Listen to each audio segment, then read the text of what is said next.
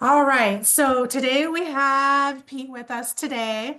We try to get him in once a month, and Yay. we want to talk about annuities. So Woohoo. I will tell you, um, I have clients come in and talking with me about annuities. I've heard about annuities like, you know, in the past from Dave Ramsey growing up in college, getting that in. And so I've kind of had a bad taste in my mouth about annuities for a while. However, December of last year, I went and met with we went to our tax and legal 360 class, and there was a guy there who really explained annuities. Like we went through the 1.0, 2.0, and now a 3.0 version. And again, those are very bad terms, the 1.0 to the 3.0, but it was the Sure. 1.0 that everyone's talking about and doesn't like. So, and once I understood where we're at now with annuities, I actually kind of like them. So we're going to have a conversation about everything annuities today. So like Pete, go ahead. Do you know what I'm talking about? The 1.0, 2.0, and 3.0, and can you I explain do. some of that? Because I I do can't not. remember a lot. No, that's okay. That's okay. The 1.0, 2.0, 3. I like that, the naming of it. So let's go back to 1.0. 1.0, as you're naming it, is kind of the traditional annuitization. Big word, fancy word. Let's break down a little bit about annuity first. The term annuity means stream of payments.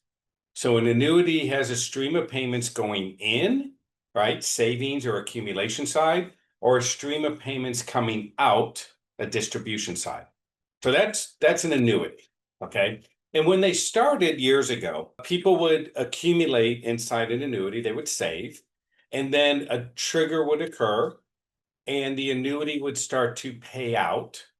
And where you probably had the bad taste was around the fact that when people would annuitize, start taking money from the annuity, it had a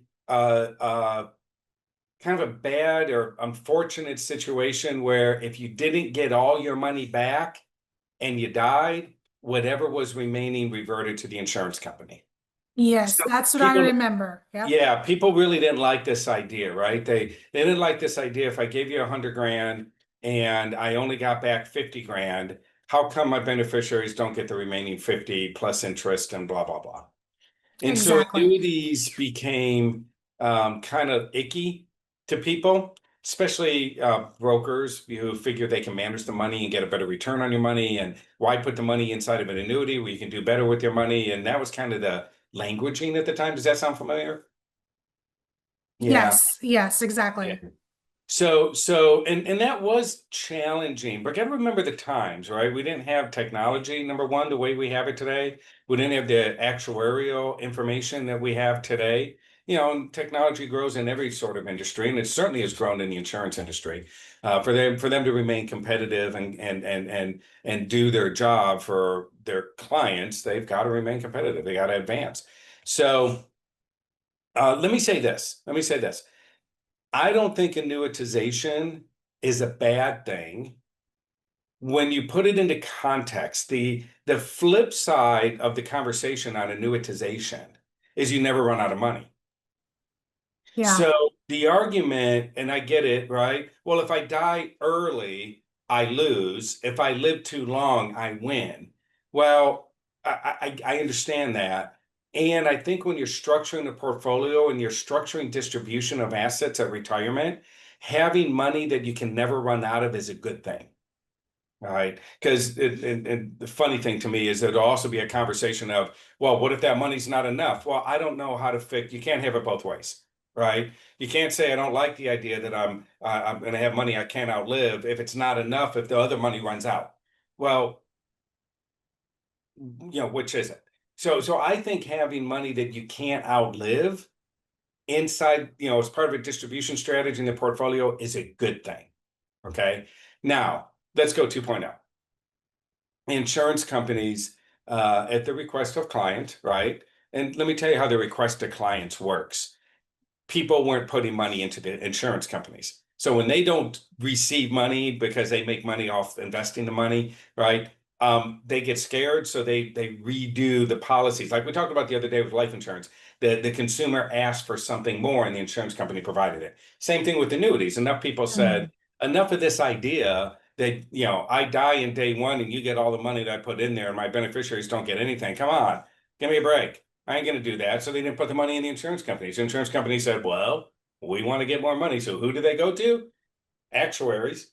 And they find a way to build a plan to give the consumer more what they want. So a couple things that showed up kind of in the life insurance arena too, because we're still dealing with the insurance game.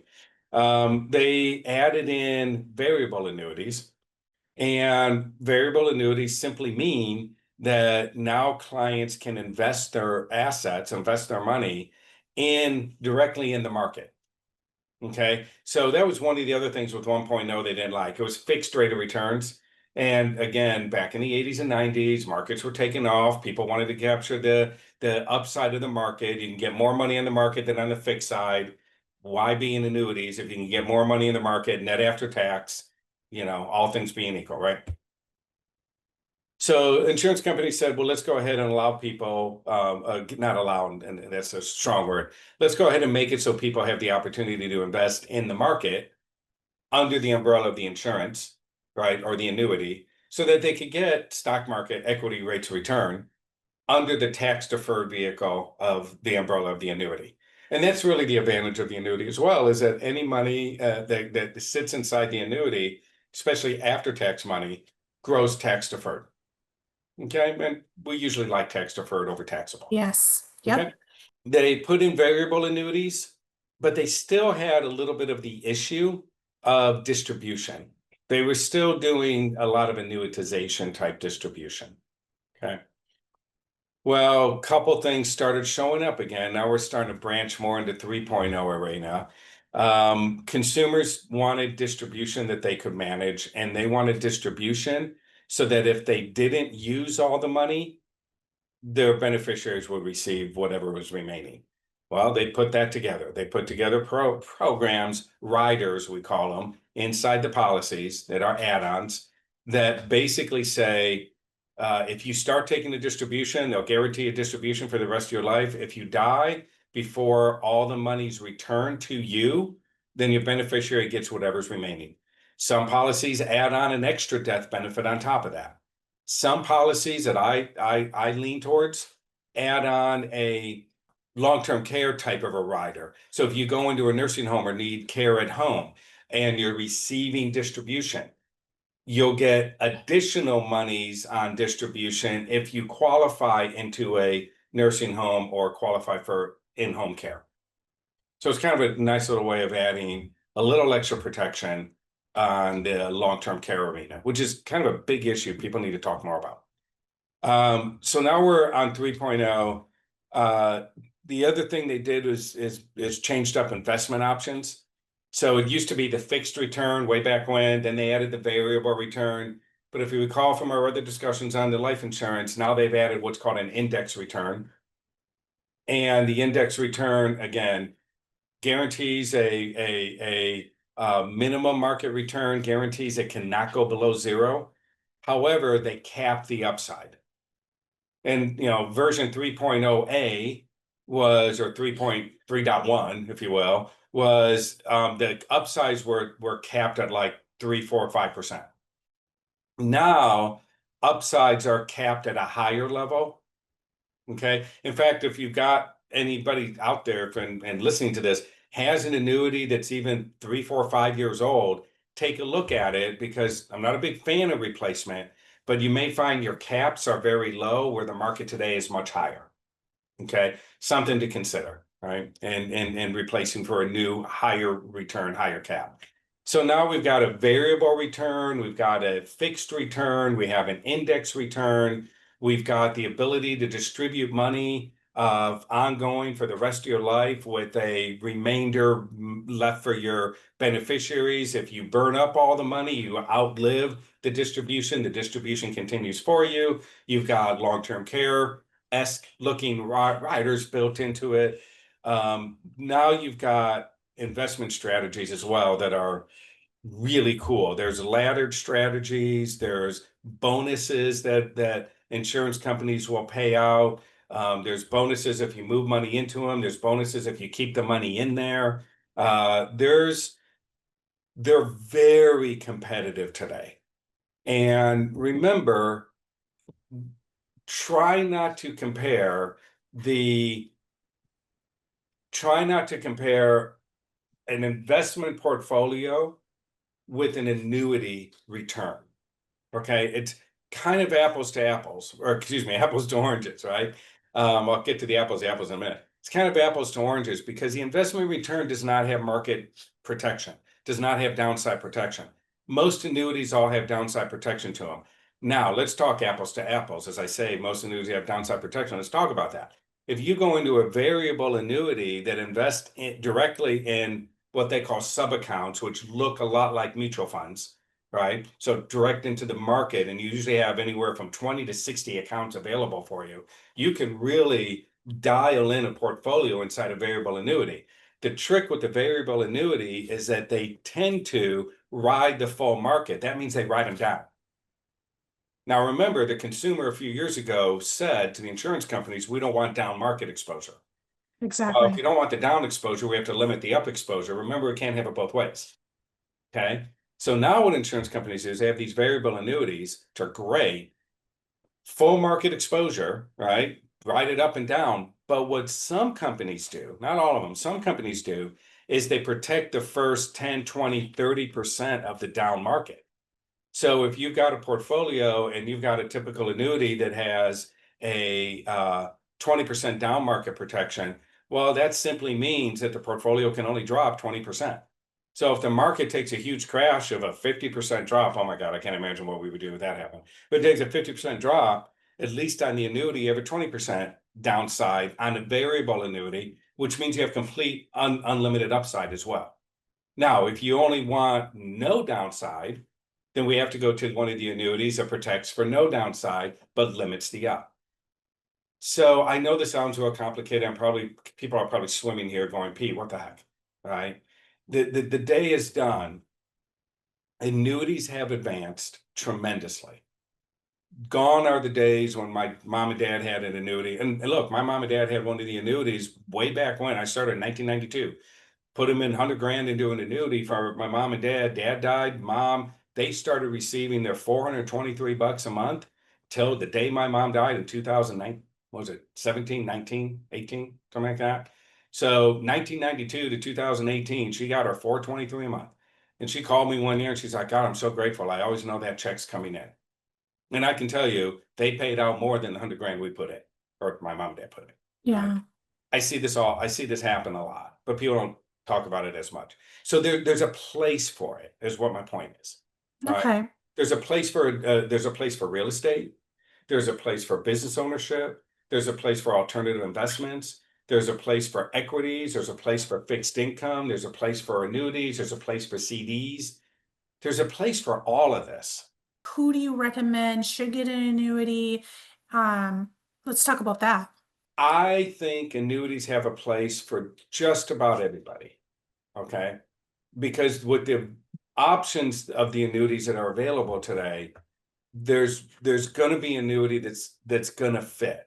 So somebody's retiring. So here's one area that comes up all the time. You got a person retiring from large corporation. They have a pension at the corporation. Got one I'm working on right now, retiring from Chevron. Another one I worked with, they're retiring from HP, right? All, the pension programs that are in there, and they all have pensions. And the question is, do you take that annuity pension, or do you roll that money into an investment account, or do you roll that money to an outside annuity?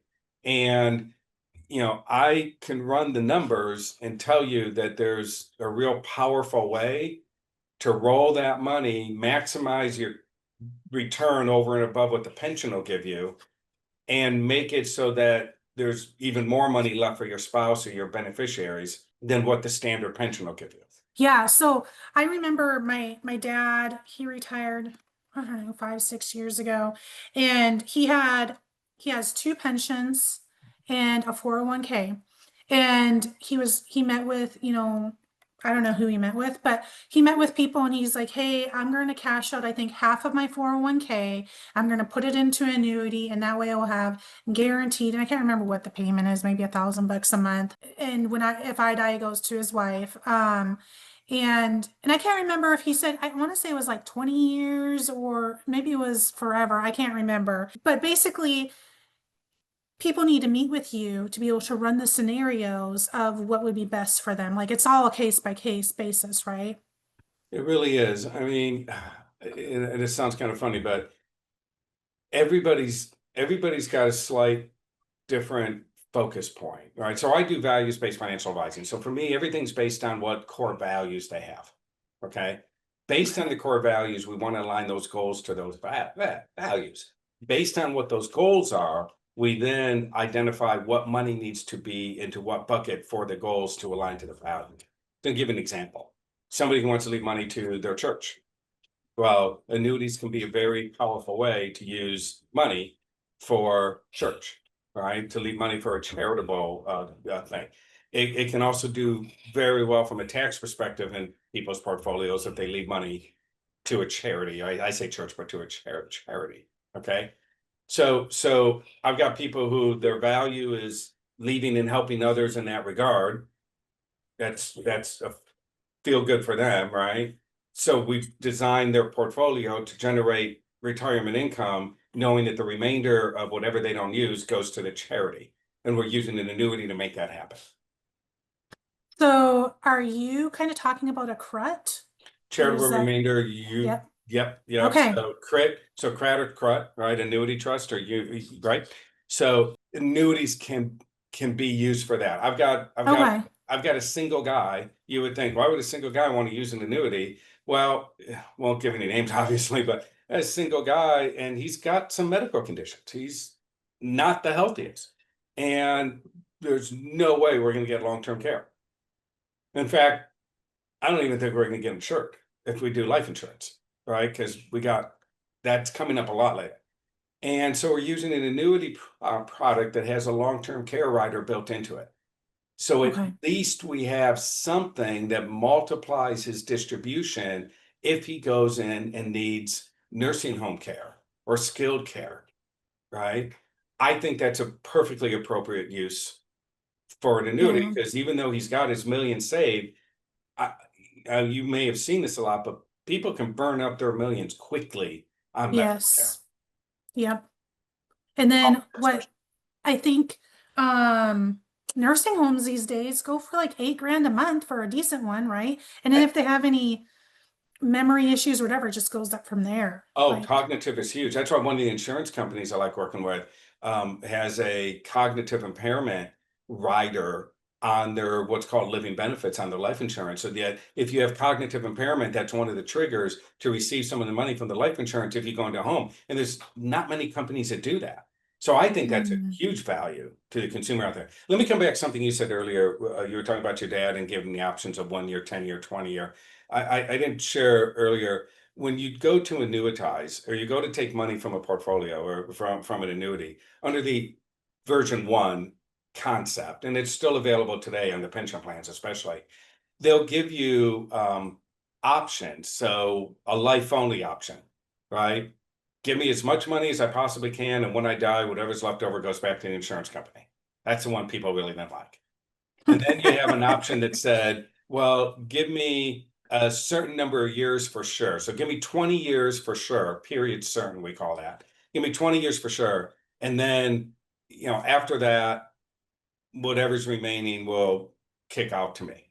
And then you've got, well, pay me and then pay my spouse, or pay me and then pay my beneficiary, or pay me 100%, but give my spouse 50%. I mean, they can slice this pie as many different ways as you want. okay. Right. And it actually Okay. gets real confusing as to which way makes sense for you. All right. But those Okay. pension options are still there today, by the way. So there's all different kinds of options that you can choose from. So is there anything bad about annuities right now if we're on, say, 3.0? Is there anything bad about them? Yeah, it's hard for me to see because I don't think there's anything bad about investments that are legal, of course, and structured. Yeah. I don't think there's bad about it, the investments. I think what's bad is when they're not properly designed Set up. and the Okay. consumer doesn't understand the overarching picture. And that's what I see a lot out there. I think if I were to identify a bad, there are sales reps who are selling, and they're just selling the product. They're not really looking at the whole picture. And then the consumer doesn't fully understand how that particular product is working in the whole grand scheme of things. And if you think about it in these terms, then we get a bad feeling when we find out down the road that what we thought we were using this for is not really what it's being used for. Then it's bad. Okay. I encourage is a couple things. If you're looking at planning, look at the overall picture. That's where it's nice to work with you, because I can sit and talk to you about the tax implications. I mean, we've talked before about, Yep. how to look at financial planning from a business perspective and a personal perspective. This is all personal in this case. And you want to look at the overall picture and put a plan in for where you're at right now. Now, let me say this: values never change, goals do. And when life lifes you and the goals change, the product you put in 2 years, 5 years, 20 years ago, whenever, may not be right for you today. Now, where it gets bad is if you put the product in 2 years ago, had a major life change, and now you've got a product that has a cost to get out of it because you had a life change. And it's something I didn't discuss about the annuities. The annuities, especially certain annuities, most annuities are sold. Most annuities have a commission paid on them. And when they have a commission paid on them, they have typically what's called a deferred sales charge. And a deferred sales charge simply means that if you take the money from the annuity company early, they charge you a percentage, a sliding scale percentage on what you take. So in other words, you put 500,000 in, and you're a 10-year 1% decline per year, and you're 5 years in. If you do the math there, 10, 9, 8, 7, 6, 5. So now we have a 5% charge on whatever money you take from the annuity, right? To remove the annuity from the company, right? Okay. Remove the asset. That's a deferred sales charge. And most annuities have that. Okay. And people think it's bad when they swap the annuity out 2 or 3 years down the road because they've had a change of life experience. Got it. Okay. And I have a hard time, I'll be very frank, I have a hard time saying that's bad when we make plans based on what we know today. Yeah. All right. But the same could be said for every product, Kristin. I mean, oh, we bought a house 2 years ago and everything was looking great. And then we had a life change, a divorce happened, and now the market is down. The real estate market is down. And boy, that was a bad decision. Well, 2021, if you weren't buying a house, something was wrong with you. Today, I don't know how people can afford houses today. I know, right? So I don't think there's a bad annuity. I think there are annuities that are not the right fit for the client. I Okay. think there are annuities and companies that are not as strong and stable as I think a consumer should look at. Okay. Okay. There's lots of great insurance companies out there, the ones that have been around for 100 years, 150, 200 years. They've been doing this a very long time. They know what they're doing. They got great reserves. They got great ratings. They've been paying out to their clients for years. Stick with those companies. Okay. The new companies that started, Shifting Sands of Arizona, that started a week ago, maybe, and that's a phony company, I would say, that may be a challenging company to want to use. Okay. Okay. Again, how are you using it?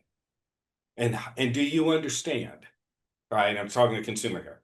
Do you understand how it's structured in your overall portfolio? All right. I'll tell you this, I've got young kids, old guy, young kids, and I'm putting annuity into place for them and contributing to their variable or their annuity over time, get some extra money, throw it in the annuity. Technically, they shouldn't touch the money till they're 59 or 60. Well, Pete, why that long? Dude, put $1,000 in at 8 years old, put a few grand in a year or, every few years, drop in some extra money in this thing, maybe tell them about it at 18. Technically, they own it then. Maybe they don't, and they're 60 and all of a sudden there's a few $1 million sitting in a account that they can use for retirement. How's that? I mean, why not? All Yeah. tax deferred growth, I use after-tax money as my preference. All after-tax money, it grows in tax deferred growth. Unlike a Roth, and of course, I don't want to fund a Roth because Roth after 5 years and age 59 and a half, all the gains 100% tax free, and I get that. Annuities the next best option, then you got life insurance and then down the line from there. Okay.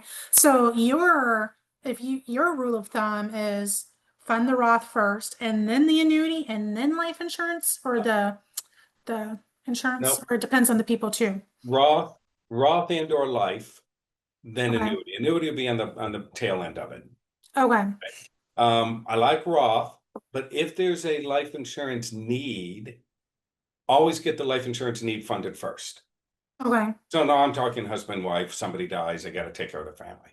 Okay. Yeah. Children, it's typically not a life insurance need. I will say this. It's not nice to say, and I'm sorry to be the one to say it, but kids get sick. And Yep. life insurance with living benefits, I think, is one of the best things a parent can do. Not hoping my kid will die. Please don't go down that road. I go down the road of, my God, if something happens and they end up with a, you know, bad illness, then at least I've got the life insurance living benefit policy to help me offset the cost of their care. Yeah. All right. And actually, like, for anyone listening and wants to learn more about life insurance, like, we went in depth on that conversation a month ago, so you can go back and find that, or we'll put the link in the Zoom, and you can go, like, we talked a lot about parents, the non-working spouse and kids and all that. You had a daughter, right, that had cancer, Yes, was it? yes. Yeah. On her 15th birthday, she got diagnosed with Hodgkin's lymphoma. So And she's alive and well, but it was the worst year of my life. oh, I imagine horrible. Yeah. And I'm pleased, I not to sound crass, not to sound terrible or insensitive to it, but I'm sure finances were impacted. Yes. Your Yep. business is going to be impacted when your child's sick, Yes. right? You're not working as much, Yep. even if you are at the office, probably not mentally there as much. You're not mentally You there at know, all. No. truth, So, right? yep. And had a living benefit policy been available and rightly paid out, $100,000 living benefit policy, maybe they would have paid out 50, 75, 80 grand. It would have made a difference. Yeah. And what saved us, and I talked about it in the last video, what saved us is we had a cancer policy on Yes, the that's right. entire family. And I remember, like, my husband's a firefighter, and I say this all the time, but he got that cancer policy because his brother talked him into it when he first got into the department, and he was making peanuts. Like, not that the fire department pays much better than peanuts now, anyways, but it was so tight. Like, and I'm like, we can't afford this, I don't know, $65 payment every single month. Like, what are Right, you thinking? right. But so I was really mad at him, but we kept it because, it was taking out his paycheck. We didn't notice it. And obviously our financials have changed over the years. But I was just like, I am so thankful that we had that when we did, because that took care of all of the hospital bills. We covered all of the hospital bills. Like, her mom didn't need to worry about any of that. And and more. Like, Kyle was at the hospital every single day that she was in the hospital. And I just had to take care of the two younger boys, and make sure that all the bills got paid, basically. But it was still tough. So Yeah. I mean, that's where these kind of policies really benefit. But again, people get into the, why are we paying for this? It's never going to happen. you Yep. know, and I pray it I doesn't. never thought it would have happened. I was actually, Kyle's like, it has a 20-year thing. If we don't use it in 20 years, we get all of our policy back. I thought for sure we would get that. Um, Yeah, I know, oh right? well. And so Yep. grateful that you have it. So annuities, we'll come back into that. Annuities, oh, I would do Roth, I would do life, I would do annuities. I sometimes do life before the Roth, right? If we Okay. need that Yeah. protection for family or estate or whatever the case may be. You know, you definitely want to load up on Roth policies, not policies, but Roth plans. They're great. So that's the order. Does that help on the annuity side? Does this give some Yeah, too it much sure does. technical? Like Sorry. I've been writing notes. Like I hope y'all are writing notes too. Like we can have fixed payments for the rest of our life if we need them. Um, it can now go to your beneficiary. We can set that up, and it's taxable if they inherit it, like because it's tax deferred. Depends on, yes. So How let's it's be set clear. up. If it's Okay. if it's a IRA that's funded with an annuity, then of course 100% of all IRA money comes out taxable. And under new rules, presumably people are at the 10-year payout. Okay. Presumably. There are exceptions to that. Make sure you check with Kristen on which exceptions don't qualify for the 10-year, but most people are 10-year Yeah. payout. And then if it's after tax money, um, then it does come payable. It is a taxable event when you receive it. However, there's a thing called an exclusion ratio. Okay. Going a little bit technical here, but real simple numbers. If you put in 50 grand and it's worth 100, and you're taking a distribution of 1,000 a month, then 50% is taxable, 50% is not taxable. Okay. That's how they do Perfect. the distribution. And that's called an exclusion ratio, which is a percentage of what was put in versus the total amount versus what's coming out. The percentage that's over and above what went in comes out tax-free. Or Okay. percentage of what went in is tax-free. The gain is taxable. Yeah. And that's why it's so great to be working with you on these so that we can discuss that and see what type of tax implication it will have for the client. We can get all the upside now on some of them if we choose to, but there's also the downside, or we can have it capped. Yeah. But ultimately, the number one thing I got from it's good, but we really need to have a meeting with you that we can understand the big picture, or you can understand the client's big picture to figure out what is best for them Right. and and work into all that. So Yeah. I Thank thought you. this was a That great helps. meeting today. Learned a lot again, cemented it in, and helped us understand more about annuities. Let me say one more thing, not to go too far back here, but one more quick thing. Annuities cost money. Just put it out there. Okay. Some people don't like annuities because of the charges that the insurance companies charge for the annuity. What you're paying in those charges is the guarantees that you're asking for. So you can get annuities that have very, very, very little, if any, charges to them, but there's no guarantees to them. Mm, We can get a variable annuity. I've got some out there that are like $20 a year, and there's upside, downside, no guarantees. wow. But you get tax deferred growth on that money, Okay. $20 a year, or whatever they're charging now. I don't know the exact one, right? And then when you go into taking the distributions, those kind of policies, they could be charging 4 or 5% a year or higher sometimes on that money. And you have to be, again, understand what's what's a benefit that I'm paying for. Yeah, you get what you pay Okay. for. It's a cost of money is the way I look at everything that I've got. So, but anyway, sorry to go back to that one, but thank you for a wonderful day. All Thank right. you for this conversation today. All right. Anything else that we need to add? Um, Come talk to us first. If you got annuities, if you're doing it, if you're retiring soon, have the conversation with me or have the conversation with the three of us, the two of us. Let's find out what the distribution strategy is right for you. Do you take the pension from work? Do you do your own? Do you roll it over? What do you do? All right. If you okay. got an annuity that's maybe 3 to 5 years or older, definitely let's talk about, is that annuity still performing because the market has changed that dramatically. Okay. All right, great pointers. Ultimately, go ahead and book that discovery call and you can get with us and we will take it from there and see how we can best help you out. You're Thank you on. so much. Thanks, Kristin.